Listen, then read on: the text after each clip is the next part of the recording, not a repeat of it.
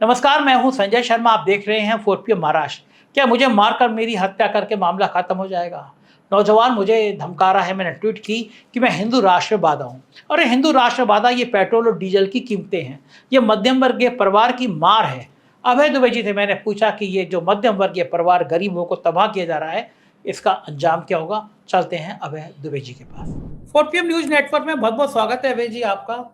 आंख खुली कल तो सबसे पहले देखा कि फिर पेट्रोल पर, डीजल पर लगभग 2 रुपया बढ़ गया। कुछ आंकड़े मैं दे रहा हूं, उसके बाद आपसे चर्चा करूंगा। अंतर्राष्ट्रीय बाजार में कच्चे तेल का दाम 8% लुढ़क गया, लेकिन फिर भी सोमवार को पेट्रोल का रेट 2.61 और डीजल का रेट 2.71 बढ़ा दिया। 10 दिनों में 4 किस्तों में डीजल पेट्रोल लगभग 8 रुपए महंगा हो गया। ट्रम्प चचा मजे लेते हैं, कहते हैं युद्ध करने जा रहे हैं, तेल नीचे आता है, ऊपर जाता है, कहते हैं नहीं होगा, तेल नीचे आता है, अरबों खरबों की कमाई हो जाती है। लेकिन जब आज तेल नीचे आया तो पता नहीं सरकार ने क्यों महंगा कर दिया। सरकार कहती है हमारे हाथ में नहीं है, तेल कंपनियों के हाथ में है। तेल कंपनियां इतना मुनाफा कमा चुकी हैं, उसका रिकॉर्ड बता रहा हूं आपको कि डीजल पर उत्पाद शुल्क यूपीए सरकार के मुकाबले 125% ज्यादा है, पेट्रोल पर 29% ज्यादा है। ईंधन की कीमतें काफी कम हो सकती हैं। इस बीच भारत की सरकारी तेल कंपनियों आईओसी, एचपीसीएल और बीपीसीएल ने चौथे तिमाही में संयुक्त रूप से 19,470 करोड़ का लाभ दर्ज किया है, जो 41% ज्यादा है। राहुल गांधी कह रहे हैं कि किस्तों में आपका खून चूस रही है, भाव यही है, सरकार किस्तों में बढ़ाया जा रहा है। बात सही है कि 91 पैसे, 75 पैसे, 50 पैसे, 2 रुपया, जबकि तेल की कीमतें अंतर्राष्ट्रीय बाजार में सस्ती हो रही हैं। ये माल, ये नोट जा कहाँ रहे हैं? सरकार क्यों आम आदमी की ऐसी तैसी कर रही है?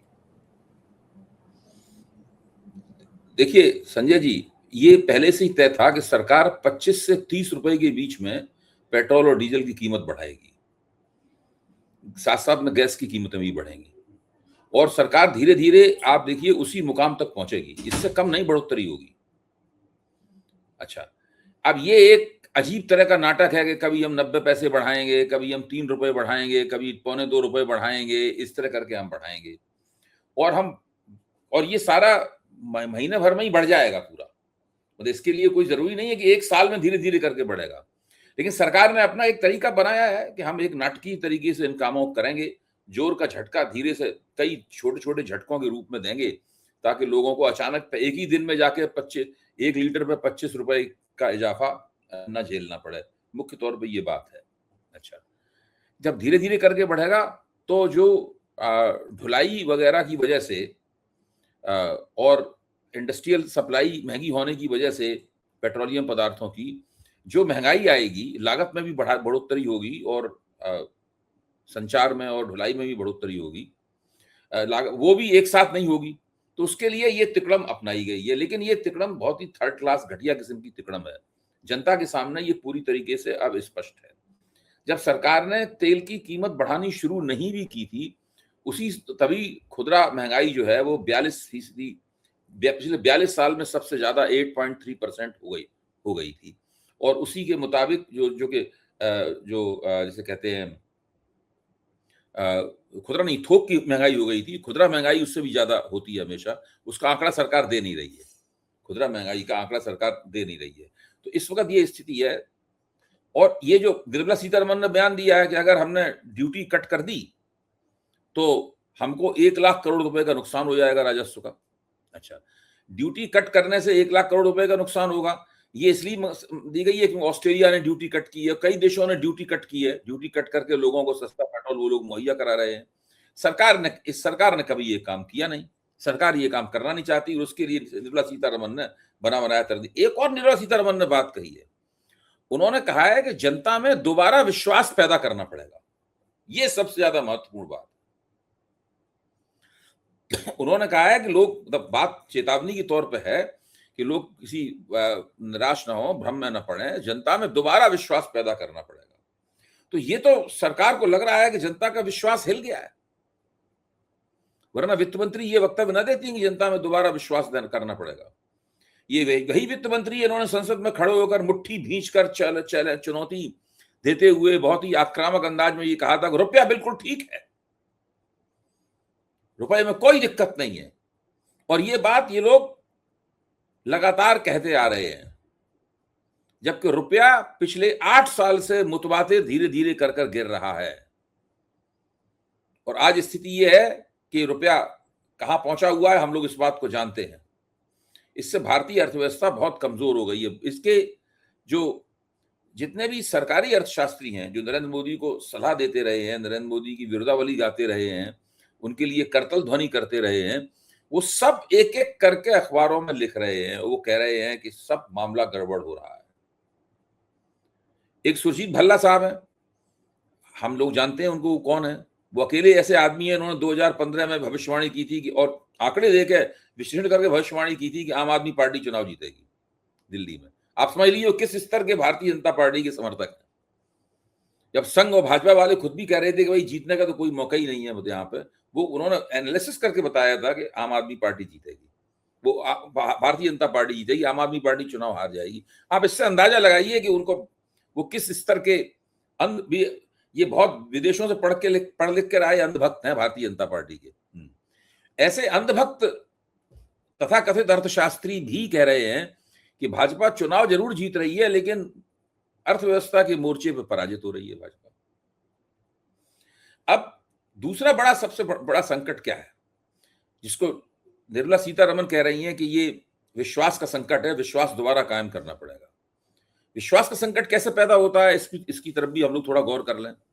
विश्वास का संकट यहां पैदा होता है कि जो अमेरिका के विदेश मंत्री मार्को रूबियो जो भारत आए हुए हैं, मार्को रूबियो ये ऐलान करते हैं, जो ऐलान पहले भी हो चुका है, कि भारत $500 अरब का माल 5 साल में अमेरिका से खरीदेगा। हम सब लोग जानते हैं कि भारत अमेरिका से 52 अरब डॉलर का माल जो है हर साल खरीदता है, इंपोर्ट करता है।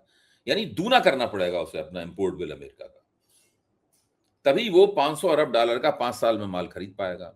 अब यहां प्रश्न ये उठता है, सवाल ये नहीं है किसने सवाल उठाया, किसने उठाया, ये कॉमन सेंस सामान्य ज्ञान की बात है कि ये सारी बातें जो हैं वो अमेरिकी पक्ष क्यों घोषित करता है।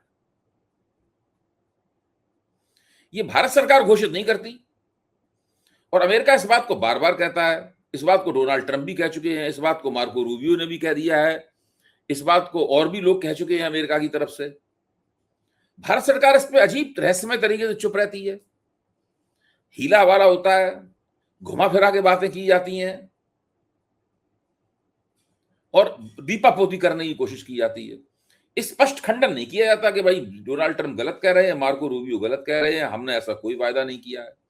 असली बात यह है कि ये वहां पर वायदा कराए हैं और उस वायदे को हिंदुस्तान में घोषित नहीं किया जाता। जब अमेरिका कहता है तो सिटपिटा जाते हैं और इधर उधर की बातें करने लगते हैं। सवाल यह है कि भारत के पास इतने डॉलर्स कहां से आएंगे, $50 अरब पर ईयर अतिरिक्त कहां से आएंगे। अगर ये वायदा ये नहीं करते तब भी $250 अरब का माल तो खरीदते ही, क्योंकि $50 अरब का औसतन माल खरीदते हैं हर साल, अमेरिका से इंपोर्ट करते हैं, आयात करते हैं। अब अतिरिक्त $250 अरब और कहां से लाएंगे, क्योंकि जैसे ये घोषित करेंगे कि हम अमेरिका से ये माल खरीदेंगे, तुरंत पूछा जाएगा कि भाई आप $250 अरब कहां से लाएंगे। पहला सवाल ये होगा। दूसरा सवाल ये होगा कि इसमें खरीदेंगे आप क्या। आप तेल खरीदेंगे, हवाई जहाज खरीदेंगे, युद्धक विमान खरीदेंगे। अगर युद्धक विमान खरीदेंगे तो भाई राफेल क्यों खरीद रहे हो, 100 से ज्यादा राफेल खरीदने का वो प्रस्ताव भेज दिया ना उन्होंने, तो वो आप क्यों खरीद रहे हो। मत खरीदो, अमेरिका से खरीदो, जो भी हो एक ही जगह से खरीद सकते हो आप, 2 जगह से तो नहीं खरीद सकते। टेक्नोलॉजी खरीदोगे तो कौन सी टेक्नोलॉजी खरीदोगे। मार्को रूबियो ने तो साफ कह दिया है कि एनर्जी खरीदेंगे, एनर्जी का मतलब तेल होता है। उन्होंने साफ कह दिया है कि टेक्नोलॉजी खरीदेंगे। सवाल यह है कि क्या चीज होगी जो भारत को जरूर है खरीदना, और उसको खरीदने के चक्कर में आप इनसे खरीदेंगे तो उसके एवज में किससे नहीं खरीदेंगे, और अगर उससे खरीदते तो कितना खर्च करना पड़ता, अमेरिका से खरीदते तो कितना, इन सब बातों में चर्चा शुरू हो जाएगी। लोग हिसाब किताब लगा के बताने लगेंगे कि अमेरिका से खरीदने में इतना ज्यादा पैसा, अतिरिक्त पैसा खर्च हो रहा है, और अगर ईरान से खरीदते या रूस से खरीदते तो पैसा कम खर्च होता। ये गजब जब गजब। मैं कितने पत्रकारों से बात करता हूं संजय जी, और उनसे मैं एक सवाल जरूर पूछता हूं कि भाई ये बताइए कि ये मोदी जी इतने असाधारण रूप से दबे हुए क्यों हैं? उनकी सीरियल सही बात इंसल्ट है। होती है मोदी जी की, लेकिन मोदी जी फिर भी नहीं बोलते। उनका विदेश मंत्रालय भी नहीं बोलता, उनका वाणिज्य मंत्रालय भी नहीं बोलता, उनका वित्त मंत्रालय भी नहीं बोलता। इसका रहस्य क्या है? तो कुछ लोग कयास कयास लगाते हैं, कयास में ही जवाब इसका दिया जा सकता है। भाई सर एप्स्टीन अदानी की फाइलें, वजह से है। हाँ, अदानी की एप्स्टीन और वजह अडानी। से है। कुछ लोग कहते हैं कि एप्स्टीन फाइलों की वजह से दबे हुए हैं। तरह तरह की फाइल किसी भाई सब। अच्छा, अब अगर एप्स्टीन फाइलों की वजह से दबे हुए हैं तो अभी कहीं ना कहीं दुनिया में अभी तक कुछ सबूत निकल के आ जाता। उसका एक तो अगर उसका एक तो कोई सुराग निकल के आ जाता ना। बहुत दिन हो गए इस बात को, अभी हाल में तो बात शुरू हुई नहीं है। यहाँ तो अदानी का सवाल है, अदानी को तो उन्होंने निकाल ही लिया वहां से, अमेरिकी शिकंजे से अदानी को तो निकाल ही लिया गया है। और मोदी जी ने सारी दुनिया में घूम घूम के अदानी के लिए जो 10 अरब डॉलर का उन्हें वहां निवेश करना है अदानी को, उसके पैसे का इंतजाम भी कर दिया है। कोई तो समस्या है ये ही सब नहीं है। तो क्यों दबे हुए हैं? आखिरकार क्या अच्छा, ऐसी बात दबने है समझ में नहीं आता? दबने अमेरिका से का संबंध बनाने के लिए अमेरिका से दबना और बेइज्जती बर्दाश्त करने की क्या जरूरत है? ठीक बात है, रूस और ईरान से सस्ता तेल मिल रहा है। अमेरिका बहुत ताकतवर देश है। डोनाल्ड ट्रंप बहुत आक्रामक स्वभाव के राजनेता हैं। वो अपने सामने किसी की लगने नहीं देते, सुनने नहीं देते। थोड़ा बहुत उनके साथ चालाकी और होशियारी और कुशलता के साथ बात करनी पड़ेगी, इससे मैं सहमत हूं। मैं ये नहीं ईरान ने मानता ठीक हूं कर कि दिया है। डोनाल्ड ट्रंप पे डंडा लेके टूट पड़े, मतलब इससे कोई फायदा नहीं होने वाला है। लेकिन उसकी एक हद है। भाई अपने से ताकतवर आदमी से हम कैसे डील करेंगे? कि हम पूरी तरीके से अपना अपना सम्मान ताक पर उठा के रख देंगे और उससे रोज बेइज्जती करवाएंगे अपनी? कि और भी कुछ तरीके हैं बातचीत करने के? तो ये एक बात जो है समझ में नहीं आती। ठीक बात है। और डेमोक्रेसी का तो ये हाल हो गया है, काकरोच पार्टी ने ऐसा काकरोच बन के तूफान मचा दिया है, सरकार डर गई है। आप देख रहे हैं उनका ट्विटर अकाउंट बंद, सोशल मीडिया अकाउंट बंद, फर्जी बातें उनके बारे में कि साहब जॉर्ज सोरोस फंडिंग कर रहा है, विदेश से लोग आ रहे हैं। उन्होंने सब डेटा दे दिया कि भाई ये तो भारतीय हैं। ये तो पार्टी का इतनी तेजी से उदय हुआ है, करोड़ों करोड़ों उसके फॉलोअर सब्सक्राइबर। अब तो वेबसाइट भी ब्लॉक कर दी शायद। तब भी वो नहीं बना लेते, और नहीं पर नौजवान टूट पड़ते हैं, फिर उतने हो जाते हैं। तो ये सरकार क्या वाकई में इसकी जान सूख गई है, बुरी तरह से डर गई है, कपकपा रही है, क्या सीन क्या हो आपने भी रहा उस दिन कहा था और मैं भी इस बात को कह चुका हूं, पहले भी कह चुका हूं। तो देखिए, काकरोच जनता पार्टी जो है वो थर्मामीटर है। वो भारतीय राजनीति में इस वक्त क्या गर्मी है इसका पता लगाती है। भारतीय राजनीति को इस वक्त दरअसल बुखार चढ़ा हुआ है, ये काकरोच जनता पार्टी बताती है। वो बुखार क्या है? उस सरकार के खिलाफ क्षोभ और सरकार के प्रति निराशा का बुखार है। और वो बुखार खासतौर से बेरोजगार नौजवानों को चढ़ा हुआ है। मैं ये आंकड़े दे चुका हूं 4 PM के मंच पे, कितने बेरोजगार हैं, कितने आंशिक रूप से बेरोजगार हैं। जो पीरियोडिक लेबर फोर्स सर्वे है उसके हिसाब से कितने बेरोजगार हैं, centre for the monitoring of Indian economy के हिसाब से कितने बेरोजगार हैं। ये सब आंकड़े पिछली बार आपसे चर्चा हुई थी इस विषय पे, तो मैंने दिए थे, उनको दोहराने से कोई फायदा नहीं है। अच्छा, अब सरकार उसका दमन कर रही है, काकरोच जनता पार्टी का दमन कर रही है। अभिजीत दीपके का दमन कर रही है सरकार। दीपके का साफ कहना है अगर मैं हिंदुस्तान गया तो मुझे जेल में डाल दिया जाएगा। अच्छा, क्या भारतीय जनता पार्टी के भीतर सरकार के इस दमन को लेकर सराहना भाव है? मैं नहीं मानता हूं सराहना भाव। क्या राष्ट्रीय स्वयंसेवक संघ के भीतर सरकार के इस दमन को लेकर कोई ऐसी बात है, संस्तुति की बात है कि सरकार ठीक कर रही है? मैं नहीं मानता हूं ऐसी बात है। जो एनडीए है, क्या एनडीए के भीतर सब लोग संतुष्ट हैं कि हाँ बिल्कुल ठीक हो रहा है? नहीं। तेलुगु देशम ने सरकार से कहा है कि ये बात ठीक नहीं है, आप सोशल मीडिया पर प्रतिबंध नहीं लगा सकते, आपको नौजवानों की बात सुननी पड़ेगी। और अगर वास्तव में इसमें कोई विदेशी ताकतें सक्रिय हैं, कोई साजिश है, तो उसे स्पष्ट करना पड़ेगा। केवल आरोप के रूप में आप इसको नहीं कर सकते। ये आरोप लगा देना किसी पे, आप विदेशी साजिश है, आप राष्ट्रीय सुरक्षा के लिए खतरा है, आप मोदी सरकार को अस्थिर करना चाहते हैं, ये कहने से थोड़ा काम चलता है। ये तो ये तो वही बात है कि कुत्ते को पहले बदनाम करो और उसके बाद उसको गोली मार दो। अंग्रेजी कहावत है ना, give dog a bad name. तो वो कुत्ते को बदनाम करो और उसके बाद में उसको गोली मार दो। ये उस प्रकार का पूरी कार्रवाई हो रही है।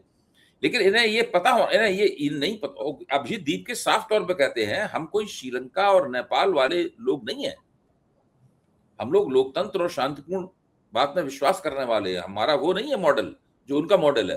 और जो वहां हुआ जेन जी के जो विद्रोह हुए, इसमें नेताओं को दौड़ा के पीटा गया, उनको लातें मारी गई और सब सत्ता के जो वो महल थे उन पर चढ़ के उन लोगों ने हमला कर दिया, उनको ध्वस्त कर दिया। ये हमारा मॉडल नहीं है, वो साफ कह रहे हैं। लेकिन सरकार लगातार उसका दमन करने पे लगी हुई है, दमन किया जाए। साफ दिखाई पड़ रहा है सरकार को कि विश्वास की कमी है। जो वित्त मंत्री ने जो वक्तव्य दिया है, वित्त मंत्री का वक्तव्य इस बात का सबसे बड़ा प्रमाण है। विश्वास करना पड़ेगा सरकार के ऊपर, सरकार पे यकीन करो आप। यानी सरकार पर जो लोग, जिस तरह लोग पहले यकीन कर रहे थे, अब यकीन नहीं कर रहे हैं। ये समस्या है।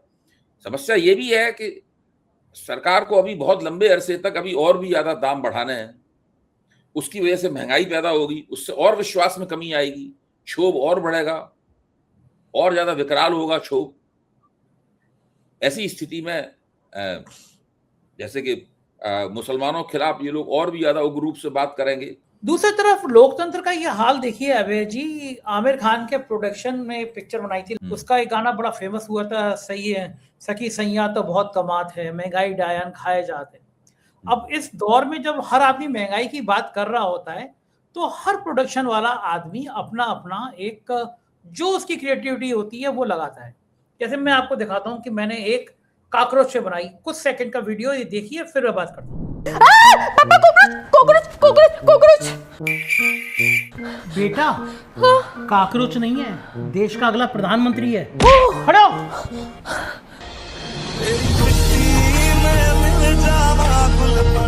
अब देखिए, जैसे मैंने ये एक काकरोच का बनाया, आपने देखा कुछ सेकंड का है और ये वायरल हो गया, लाखों लोग देख चुके थे। वैसे ये मेरी क्रिएटिविटी है कि जो मैं अपने जो नया ब्लॉगिंग का चैनल है जस्ट संजय उस पे इस तरह बना के डालते रहता हूँ।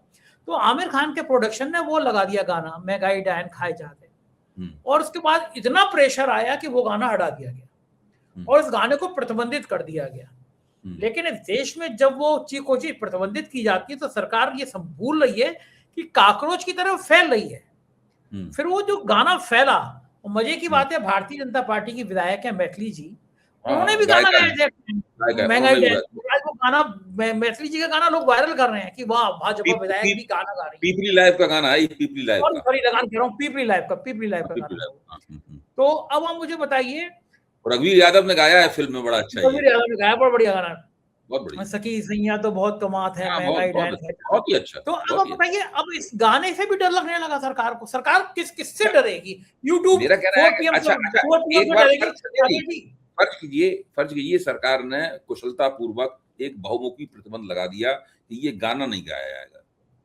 सबके मुंह 4 PM पे बंद कर दो, चैनल बंद कर दो, ट्विटर बंद कर दो, गाना बंद कर दो, करा दिया, मैथिली ठाकुर को भी डांट के चुप करा दिया, ये सब कर दिया। फर्ज कीजिए सरकार कोई हथकंडा अपनाकर महंगाई डायन खाए जाते के ऊपर एक बहुमुखी प्रतिबंध लगाने में कामयाब रही, तो इससे क्या होगा? इससे क्या होगा? ये सोचने की बात है। इससे क्या होगा? क्या इससे महंगाई रुक जाएगी? क्या महंगाई पलट जाएगी? क्या लोगों की जेब में अचानक पैसे बढ़ जाएंगे? क्या अचानक चीजें सस्ती हो जाएंगी? ये कुछ नहीं होगा।